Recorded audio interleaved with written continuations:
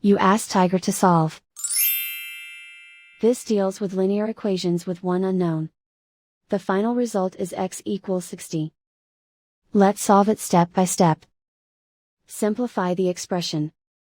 Group the coefficients. Find the lowest common denominator.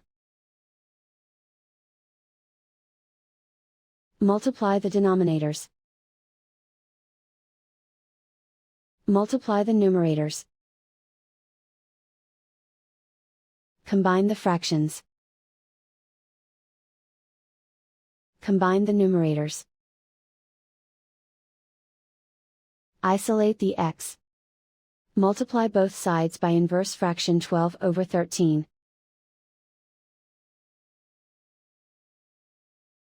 Group like terms. Multiply the coefficients. Simplify the fraction.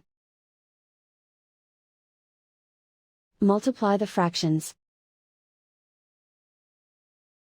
Simplify the arithmetic. And so the final result is x equals 60.